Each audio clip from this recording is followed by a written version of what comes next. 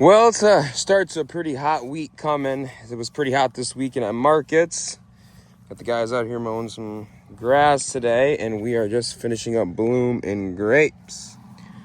Obviously, with apples and peaches, the set was not as great, so we're hoping that, being that grapes bloom so much later, these will actually have a good set. We will find out in a little bit. And we really got to figure out something to do with this weed. This thing is everywhere. And here's Brian coming now.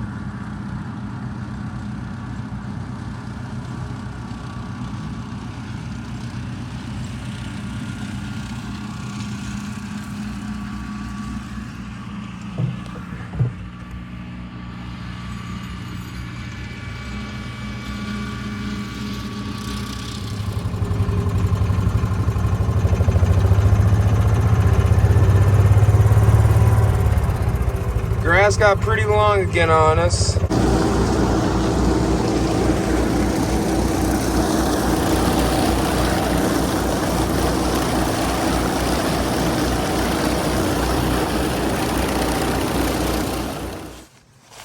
All right, see what the guys got done today. As you can see, there's a bunch of peaches all over the ground. I'm sure a lot of you guys are wondering why there's peach all over the ground. Well, again, kind of like apples, we're thinning. With peaches that we have to hand thin, and so these guys are just kind of spacing them out. Strictly because if there's too many on the tree, they will not size. So they'd come back, but we need them to size, so taking some off.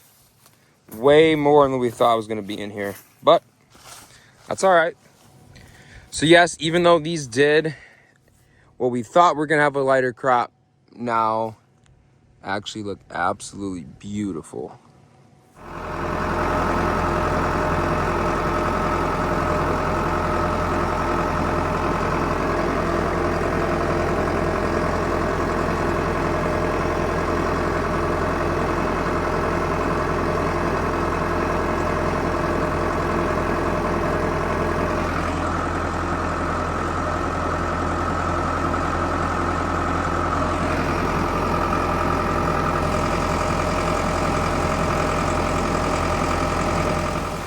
All right, it's pouring, but I gotta get this bucket on that spray.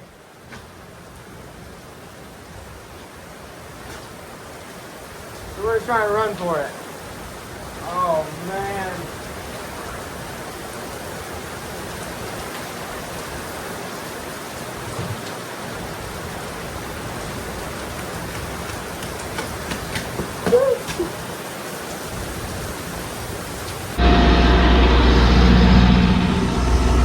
Another cover spray, boys.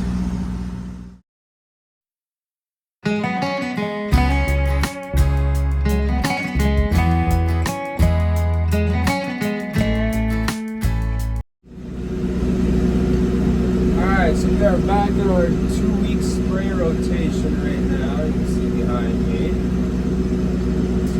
And I'll put some pictures in, so I've seen a little bit of frost damage and some stuff. Actually, these little spots, we haven't figured out what they are. My local rep was out and was looking at them. He wasn't really sure, so we sent some samples off to MSU to hope to figure that problem out. Hopefully it's nothing big and bad, but we don't know, so we need to get it figured out. So if it was a screw up on our part or something we put in the tank maybe, or we truly don't know. Maybe it's a disease and calcified blister spot, but I don't think it is. Sorry for the bounciness in the camera. It's just lucky it's staying up.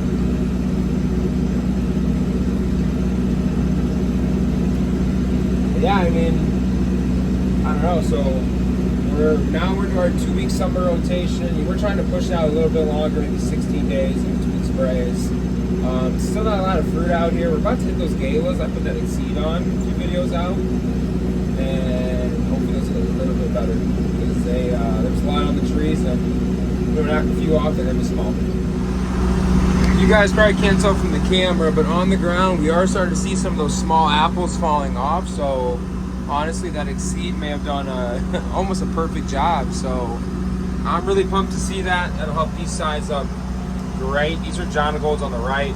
There's no apples in these really this year, but these galas were loaded. And as you saw, we thinned them twice. Not once, twice with chemical thinners, 2 big guns. So honestly, really excited to see how well that Accede does.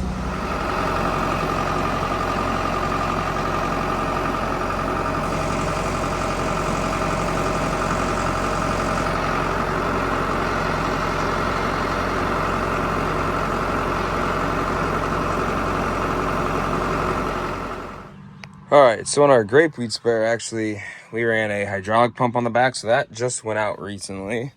So we figured while I was out, might as well redo this thing.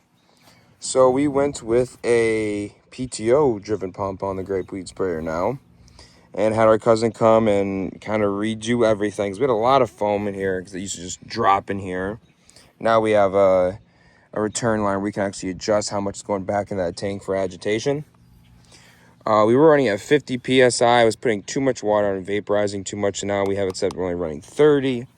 We need to test these new nozzles to make sure that we're running about the acreage we want to be at. Biggest thing is we switched it from the hydraulic drives of turning. I lied, this one was on hydraulic. We had the product line that actually ran into this cab, you guys remember. That little thing we just flipped it on and off with. We didn't like that, so now there's no product line in this cab at all. It's just these 2 buttons for your left and your right.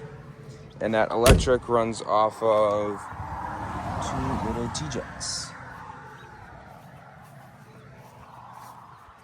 So that'll be really nice. I think we got it.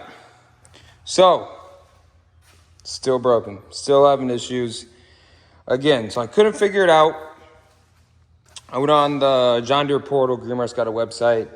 And I focused in right here to figure out, okay, what is going on? Because this thing actually, for whatever reason, will slide forward, and that's when it causes that issue. Then it'll slide back. So I went old school and got the book because I couldn't find anything on the portal. So here it talks about removing this drive line. Here's that front one I'm talking about. Here's that little osculating piece we're kind of focusing in on. And you can see right here, remove spacer. So there should be a spacer behind that yoke right here. And you can see there is no spacer. The Greenmark portal doesn't show there being a spacer there, so we're going to take the book tomorrow up there and hopefully snag a spacer for that. And this thing should not have another issue.